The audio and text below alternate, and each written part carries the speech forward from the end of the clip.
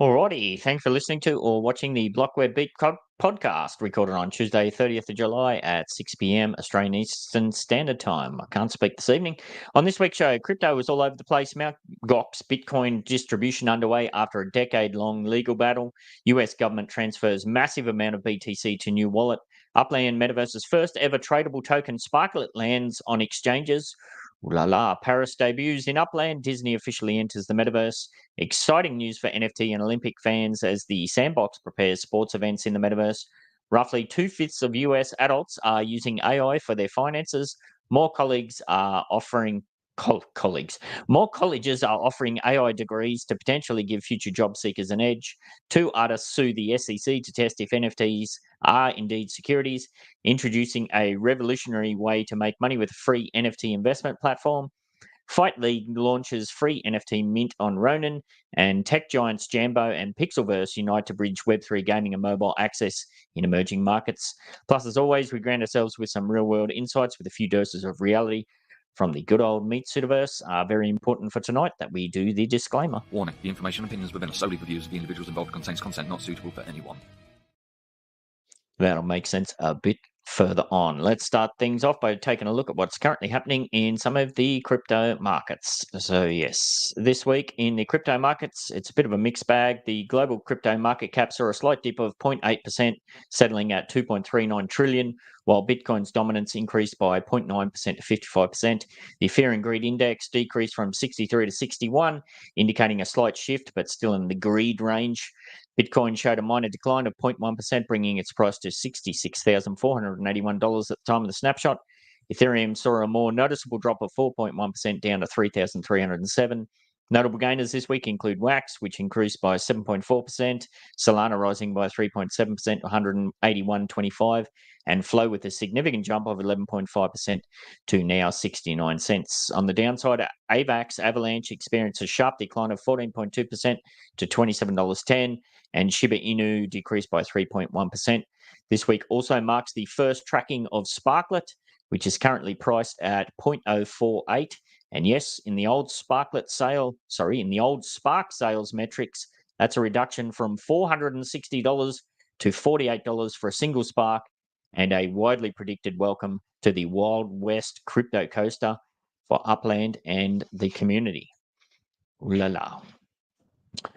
All right, sticking with blockchain and crypto news, after more than a decade of legal wrangling, it seems, I thought it was longer than that, but anyhow, that's what the article says. The long-awaited distribution of Bitcoin recovered from the Mt. Gox exchange collapse has commenced. This significant event, tracked by Glassnode Insights, sees over, now get this for a number, 141,686 Bitcoin recovered, with nearly 59,000 BTC already redistributed to creditors. Exchanges Kraken and Bitstamp have been designated for the distribution, receiving 49,000 BTC and 10,000 BTC respectively in the first tranche. Now, if you don't know what tranche means, or trunky, or however you say it, I didn't know either, but I looked it up, and some fancy term basically means transaction. Anyhow, this marks the end of a major market overhang that has persisted since the exchange's collapse in 2013. Despite fears of significant sell-side pressure, Bitcoin's price has remained resilient, trading between 66,000 and 68,000. What did we say it was? What did we say? Bitcoin, 66,000. Yeah, so that tracks. So interestingly, creditors opted to receive BTC rather than a fiat payment, indicating many of them remain active in the Bitcoin space. This suggests only a subset of these distributed coins will be sold on the market. The hodling trend remains strong, with long-term holders holding 45% of the network's wealth, a high figure compared to previous cycle tops. This distribution represents a victory for creditors and highlights a market trend favoring long-term holding over immediate selling. If you're new to the crypto space from the Upland side, maybe take that on board, eh? Not financial advice, do your own research, but yeah, very interesting to note. I mean, that has been the speculation for the longest time, that once all of those BTC was finally released, that people were just going to dump like mad and crash the price. But apparently people are going to hold on tight, which is what I certainly would do. Anyhow, sticking with blockchain crypto, the US government has transferred over $2 billion in Bitcoin, totaling 29,800 BTC from its Silk Road holdings. This significant move, tracked by Arkham Intelligence, involved two major transactions with one transfer of almost 28,000 Bitcoin and another which was just a tiny test, 1.001% or 1 Bitcoin, sorry. This follows a series of recent government Bitcoin transfers, including 237 BTC earlier this month and another 60 BTC transfer last week. These actions have caused some market unrest, especially since they follow the German government's recent Bitcoin sell-off. Despite Donald Trump's promise to hodl government-owned Bitcoin, these transactions highlight ongoing volatility and concerns about the impact of large sell-offs on Bitcoin's price. Isn't that interesting? If the government gets some BTC in their hands, they want to get rid of it as soon as possible. But if the community gets their BTC back, they want to hang on to it. Sounds about right to me. All right, moving on. What are we up to? Oh, yes, Upland news. Sparklet, as we said, Upland's Metaverse's first ever tradable token is now live and tradable on several major exchanges, including BitGet, HTX, Gate.io, and Uniswap. This launch opens up new opportunities for the Upland community to engage with Sparklet, enabling users to bridge their tokens to and from Ethereum and participate in various campaigns. For example, BitGet's launch pool offers users the chance to earn Sparklet tokens by staking BitGet token. Upland's ongoing campaigns include special rewards for staking and bridging Sparklet, such as unique properties and limited edition cars. Additionally, there are opportunities for existing Sparklet holders to receive airdrops and participate in seasonal events to earn more tokens. I just went ahead and did the latest round of airdrop campaigns that are going on over at X, Twitter, and myself just before I kicked off live. Anyhow, many in the Upland community have, of course, expressed surprise and even despair at the current market price of Sparklet. It might be time for some of them to look up the difference between paper hands and diamond hands, as this could indeed be a fantastic time for those who believe in the long-term viability of Upland and the emerging utility for Sparklet to consider holding onto and or increasing their bag of Sparklet tokens and, of course, participating in the ecosystem's growth. Of course, none of that is financial advice or game strategy advice. Do your own research. What am I doing myself personally? I'm not touching KYC on exchanges with a 10-foot pole. Been there, done that. Not prepared to play with that. I'll just dabble with the direct Upland kind of airdrop thing that's going on. Would I like to buy some more? Yeah, I would, because I'm very close to 100k Sparklet tokens myself. But I'm not going to. Just hanging on and playing with what I got. And building as fast as I can with what I've got, because we do know that there is a big reevaluation of all the Spark hours and all of the mechanics related to Spark, etc. Right. In other Upland Metaverse news, Upland has, of course, announced the grand opening of Paris and St. Denis in its virtual metaverse, coinciding with the 2024 Summer Olympics. This launch introduces luxury properties in Paris and affordable options in St. Denis, enhancing the gaming experience with historical and cultural significance. The Sandbox partnership brings unique design elements to the Enfants Rouges neighborhood, a pre-sale event that took place on that's about to take place on July the 30th, allows players early access to properties before the official city opening on August the 1st, which is Friday at stupid AM Australian time. I am toying around with I don't have to work Friday. I've got another tattoo appointment, so I am toying with the idea of getting up and doing a live minting thing. I've never done that before, so might be a bit of fun, but it is at 2 a.m. my time, so we'll see how we go. Anyhow, this launch features instant travel to Paris, exclusive building models, and a city opening collector's pass with increased chances of minting collection properties. The expansion marks a significant milestone, inviting players worldwide to engage in a rich, immersive virtual environment, according to ChatGPT, who wrote the summary. I believe the passes and the block explorers all sold out pretty much immediately, which, yeah, no chance for me because I wasn't getting up at stupid AM to get one. So sucks to be me. Wow, wow, wow. In Metaverse news, Disney has officially entered the Metaverse through a partnership with Carryverse, integrating iconic Disney and Pixar characters into the Carryverse platform. I feel like I've been talking about Disney coming into the Metaverse for years and years and years. Well, here it is. This collaboration, marking Disney's strategic move into Web3, is expected to boost engagement and growth within the Carryverse community, which already boasts over 100,000 daily active users. Nice. To celebrate, Carryverse is hosting a special event with tiered rewards, including Disney Plus Premium Passes and a Singapore Disney cruise. The integration of approximately 30 Disney and Pixar IPs is anticipated to drive the value of Carryverse's CVTX token, which has seen a significant price and trading volume increase. This partnership underscores Disney's commitment to embracing innovative digital entertainment and highlights Carryverse's role in the evolving metaverse landscape. Yes, if you're all about that Disney stuff, maybe you want to check it out. All right. And speaking of Sandbox, in other metaverse news, the Sandbox is bringing the excitement of the 2024 Paris Olympics to the metaverse, allowing fans to experience the games in a virtual environment starting July. Well, it started on July 26. The Sandbox is hosting parallel sports events where participants can claim team uniforms and exclusive NFTs for their avatars. Sounds a bit like what Upland's going on with that racing thing. This initiative enhances the immersive gaming experiences on the Sandbox platform, known for its user-generated content and digital marketplace on the Ethereum blockchain. With events like boxing competitions scheduled to run from July 27th to August the 10th, the Sandbox aims to offer a unique and interactive way for sports and NFT enthusiasts to engage with the Olympic spirit. That's interesting. It sounds like they do have something official teamed up with them. Good stuff.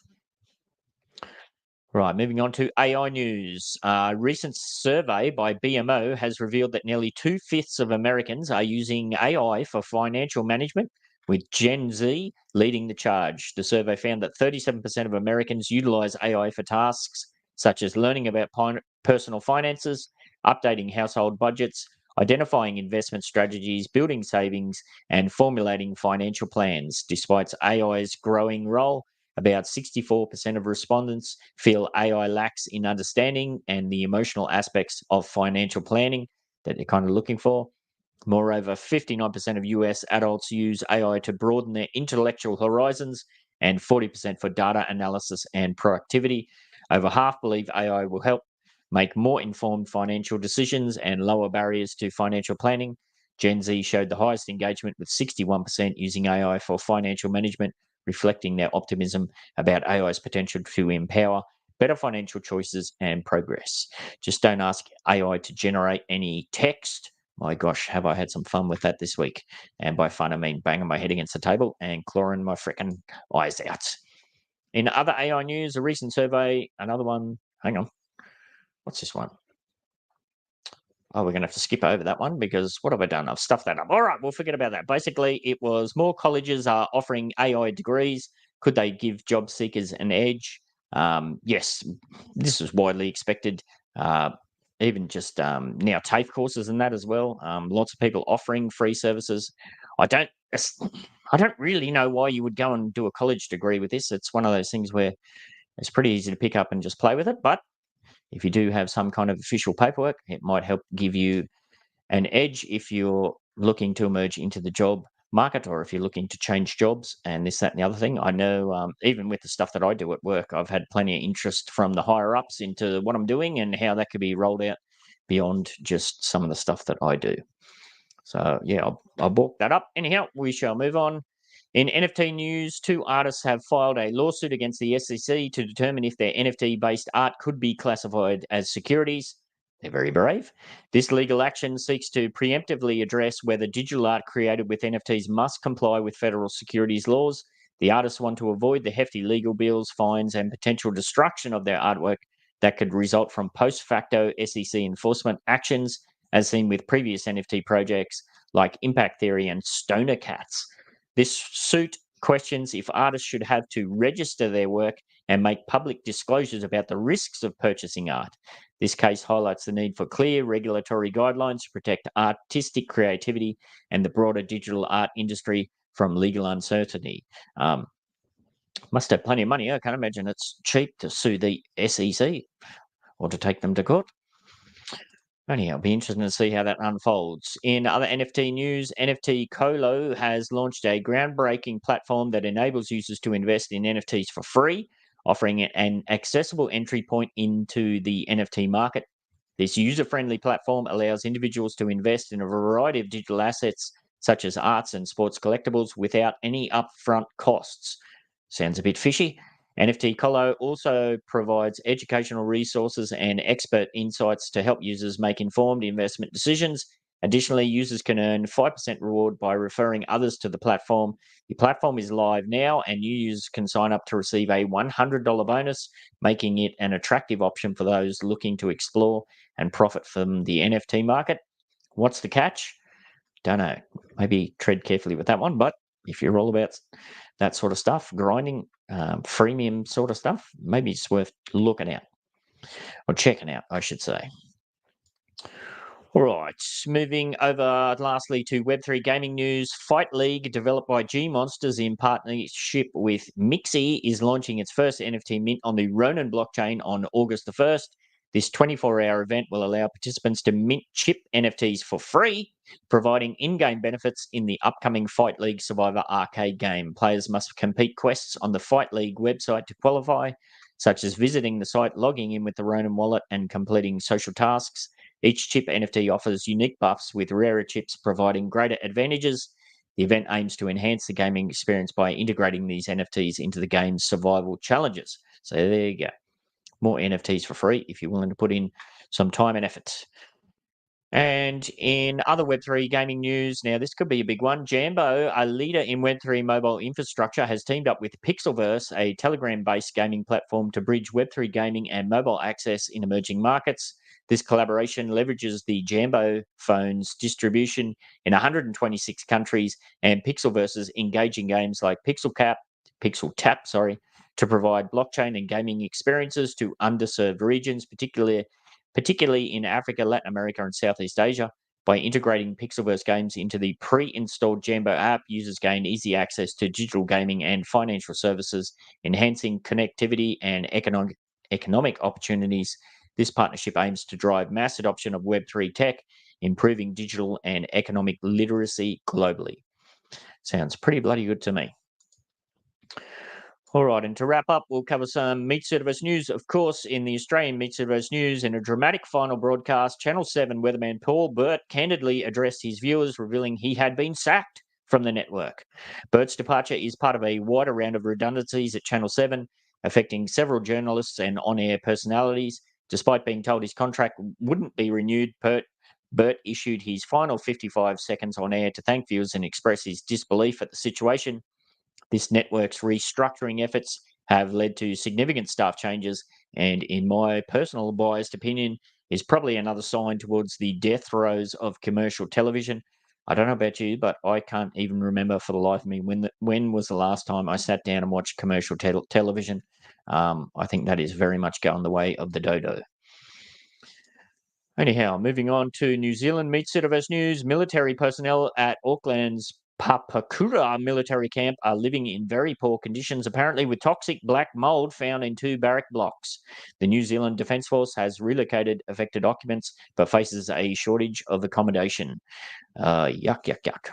That just freaks me out because I'm dealing with mould at home too, so I'm going to skip over that one. And this is a good one. And lastly, in Japanese Meatsuitaverse news, Japan is clamping down on the use of rideable electric suitcases amid a surge in tourism. I had seen bits and pieces of this. I thought this was just kind of like a jokey thing, like some far out high tech thing. But apparently they're all the rage now and they're all over the place. So much so that Japan's banned them. These motorized suitcases, popular in other parts of Asia, are causing safety concerns as foreign visitors use them illegally on public roads. Classified as motorized bicycles in Japan, they require registration, safety equipment, and a driver's license. Major airports have banned their use within terminals, and police are urging retailers to inform customers of their legal requirements.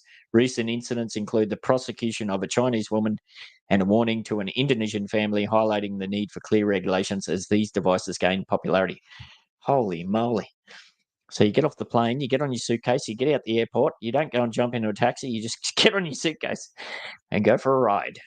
What'll they think of next? Anyhow, that is the beat for this BlockWeb week, and a glimpse into some of what's currently making the news inside, around, and outside of the metaverse and in the Meatsuitaverse this week. If you'd like to get yourself involved in any of the Upland Down Under Entertainment productions, or if you have an Upland NFT or Metaverse product, service, or event to promote, then send me Ben68 a DM and or get yourself in the NBA server, which is linked in the description. And on that note, I'll catch you later.